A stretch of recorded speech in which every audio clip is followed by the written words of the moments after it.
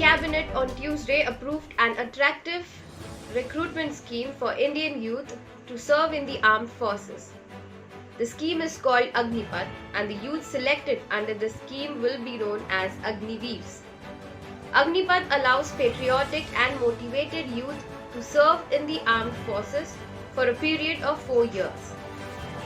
It said that Agnipath will bring in fitter and younger troops to tackle future security challenges facing the nation. As after the centre unveiled its brand new short-term recruitment policy Agnipath, army job seekers began protesting against the scheme. Irked over the scheme specifications, students are holding protests in various parts of the country. Most protesters are among aspirants who have been waiting for entry into the defense sector for the last 2 years. First, just know about the scheme. Under the Agnipath scheme, around 52,000 soldiers will be recruited within the age limit of 17.5 to 23 years at a salary of around Rs 30,000 to 40,000 per month. Women are also eligible for the recruitment scheme. Enrollment will be undertaken through an online centralized system for all 3 services, with specialized rallies and campus interviews from recognized technical institutions such as Industrial Training Institute and National Skills Qualification Framework, among others. The soldiers recruited under Agnipath will be released from service after 4 years. The new system will have a provision for retaining around 25% of them after another round of screening, which means in every 4, one will continue its service for the next 15 years and the rest will be released. During the 4-year service, Agniveers will be given an attractive customized monthly package along with risk and hardship allowances as applicable in the 3 services. On completion of the engagement period of 4 years, Agniveers will be paid a one-time Seva Nidhi package of around Rs 11 lakh with no pension. The army is set to recruit 40,000 soldiers in the coming months under the Agnipath scheme. The recruitment drive will be conducted in all 773 districts across the country.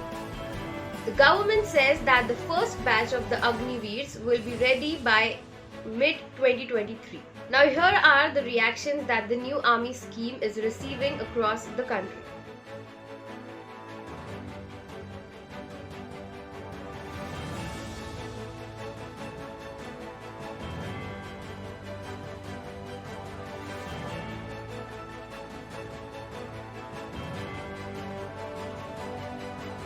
The aspirants are agitating against the 4-year service provision of the scheme.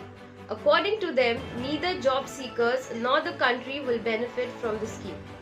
The biggest problem of the youth in the Agnipath Yojana is that after 4 years, 75% of the youth will have to be out. The candidate said a youth who becomes an Agniveer at 17.5 years will neither have any professional degree nor any special qualifications, so he will be bound to take up second-class jobs. Their main concern is that they will not be able to perform well in the limited period of 4 years, and after this period they will once again become unemployed, without a pension and other retirement benefits. The youth preparing to join the army are saying they work hard and prepare for many years to join the army. In such a situation, they do not accept a 4-year job. The protesting students have appealed to the government to immediately withdraw the scheme.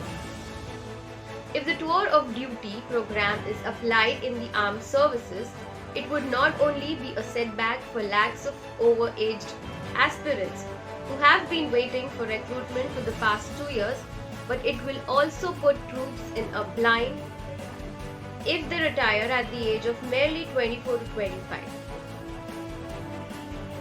The protesters are demanding that the recruitment be done as it used to be done earlier and the new scheme be rolled back. Students are also worried that the Agnipath will be used to do away with the constitutionally sanctioned reservation benefits, similarly to contractual hiring in the railways and lateral entry in other government ministries. Previously, army recruitment was organized by the 13th Zonal Recruiting Office. The Danapur ZRO organizes recruitment rallies throughout Bihar and Jharkhand, with the most recent one in Muzaffarpur in March 2021.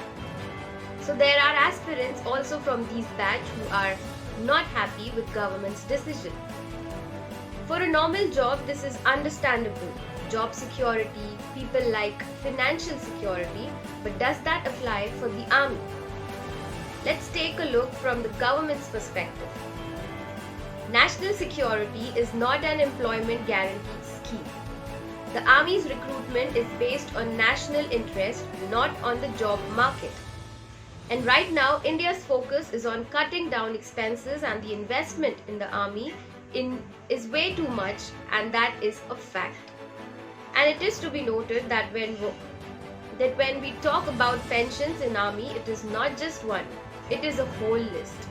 To name a few: service pensions, family pension, special family pension, generalized family pension, liberalized family pension, disability pension, war injury, and many. Around 25 to 30% of India's total budget is spent on the army, and these expenses are keeping the armed forces from spending on equipments. So the idea behind the scheme is quite clear. But does that make the scheme right? Of course not. The question and concerns raised by the aspirants are truly justified, but is this the way to address them? These are the youth that are looking forward to join the Indian Army to serve the nation and protect its citizens. But what is this aggression? Burning trains, blocking highways, vandalizing offices, destroying public property for public sector jobs is so not right. Now let's discuss some drawbacks, which is also supported by some army veterans. After recruiting 52,000 youth every year, these Agniveers will be trained within this 4 years, the complete army training. Experts say that it takes 2 to 3 years to train a Jawan. So by the time they are ready to serve the nation mentally and physically, it will be time to bid adieu to the service. Also, around 36,000 contract soldiers coming out every year into civilian life with complete training and knowledge about weapons will be a matter of concern. The scheme targets Indians from 17 to 23, that is when they are fresh out of school or college. So will they take up a job that just for 4 years, because jobs are mostly looked as a life security? Mindful of the concerns over the future career prospects of Agniveers, the Ministry of Education also decided to launch a special 3-year skill-based bachelor's degree program for them. Under the program, 50% of the credits required for a graduate degree will come from skill training, both technical and non-technical, received by the Agniveers. The remaining 50% credit will come from a basket of courses that cover a variety of subjects like language, economy, history, political science, and etc. Now this sounds good for the years, but will it be practical? Where will it be applicable? As violent protests rocked Bihar, Rajasthan, Uttar Pradesh, Madhya Pradesh and other parts of the countries, the government has clarified that the future of these Agniveers is stable.